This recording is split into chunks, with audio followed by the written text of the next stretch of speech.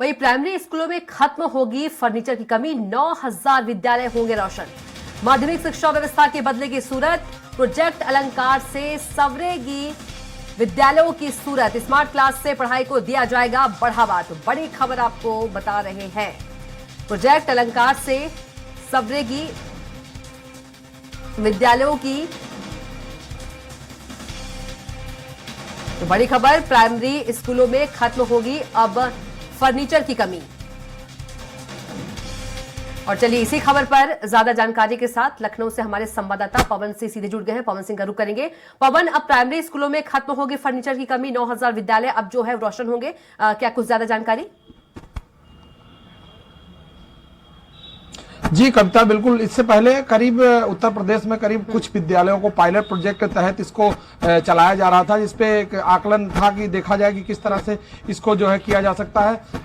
पूरे प्रदेश में करीब 1.5 लाख से ज्यादा प्राइमरी स्कूल हैं और इन प्राइमरी स्कूलों की जो दिशा दशा है पूरा सुधारने के लिए, पूरी तरह से कायाकल्प करने के लिए इसमें कई योजनाएं चला जा रही हैं। इसमें ऑपरेशन कायाकल्प है, प्रोजेक्ट है, अलंकार प्रोजेक्ट है और पीएम श्री योजना। इन तीनों योजनाओं के तहत प्रदेश के सभी विद्यालयों की स्थिति को सुधारने की कोशिश की जा रही है। इन 1.5 लाख से ज्यादा जो विद्यालय है, इसमें करीब 9,000 विद्यालयों को चिन्हित किया गया है, जिसको अब नई तरह से उसको विकसित किया जाएगा। उसकी जो भी कमियां हैं उसको दूर किया जाएगा। उसमें बहुत सारे ऐसे विद्यालय हैं जहां पर बच्चों को बैठने के लिए फर्नीचर नहीं उपलब्ध होते हैं, तो अब लगभग सभी विद्यालयों के कायाकल्प करने की व्यवस्था की जा रही है।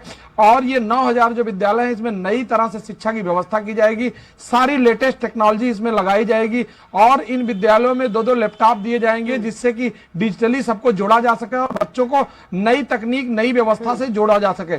चूंकि जो विद्यालय है, इससे पहले उन विद्यालयों में पुरानी तरह से व्यवस्था थी, पुरानी तरह से पढ़ाई हो रही थी और ये जमाना पूरी तरह से टेक्नोलॉजी का आ चुका है और टेक्नोलॉजी से बच्चों को जोड़ने, चूंकि यही जो बच्चे हैं यही देश के भविष्य हैं, इनको सही तरह से और सही दिशा दशा अगर मिलेगी तो वो आगे बढ़ पाएंगे। नई कंपटीशन, नई व्यवस्था, नई शिक्षा प्रणाली, तो इन सभी चीजों को जोड़ने के लिए अभी तक करीब 9,000 बच्चों को 9,000 जो है विद्यालयों को चिन्हित किया गया है। इन 9,000 विद्यालयों का पूरी तरह से कायाकल्प किया जाए। इसमें पूरी तरह से पेयजल की व्यवस्था और बाथरूम की व्यवस्था, बाउंड्री वॉल, बैठने की, पढ़ाई लिखाई की और जितने भी नई टेक्नोलॉजी है वो सभी बच्चों के साथ जोड़ी जाएगी और इन बच्चों को नई तकनीक से जोड़ा जाएगा। साथ ही करीब 71,000 बच्चे हैं जो इंटरमीडिएट के राजकीय विद्यालय हैं, उन विद्यालयों को उनको व्यावसायिक शिक्षा दी जाएगी, क्योंकि बच्चे पढ़ने के बाद किसी न किसी रोजगार में या किसी न किसी जो है नौकरी में कहीं जाना चाहते हैं, उसको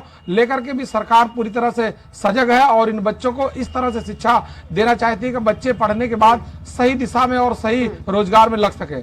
जी बिल्कुल पवन, इस तरह के जो प्रोजेक्ट है कई बार आते हैं लेकिन जमीनी स्तर पर दिखती हुई नजर नहीं आती है यदि व्यवस्थाओं की बात करें।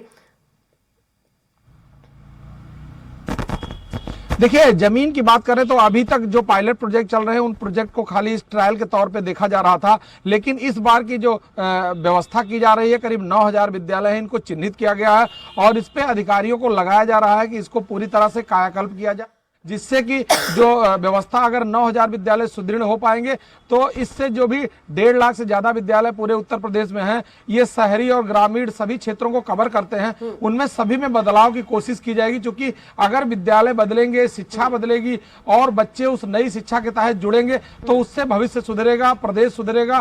क्योंकि बहुत सारी ऐसी चीजें हैं अगर जानकारी नहीं होगी, बच्चों को सिखाया नहीं जाएगा तो आने वाले समय में जब वो बड़े होंगे, जब किसी रोजगार, किसी कंपटीशन में जाएंगे तो उनको बहुत सारी ऐसी जानकारियां जो नहीं उपलब्ध होंगी और बड़े होने के बाद वो चीजें सीखना बड़ा मुश्किल होता है। तो ऐसे में अभी जब 9,000 विद्यालय चिन्हित किया गया है, इनको पूरी तरह से कायाकल्प किया जाएगा। इसके बाद अगर ये 9,000 विद्यालय सुदृढ़ हो जाएंगे तो इसके बाद बाकी विद्यालयों पर भी उनका जो है असर देखा जाएगा। जी बिल्कुल पवन, तमाम जानकारी के लिए आपका बहुत ही धन्यवाद।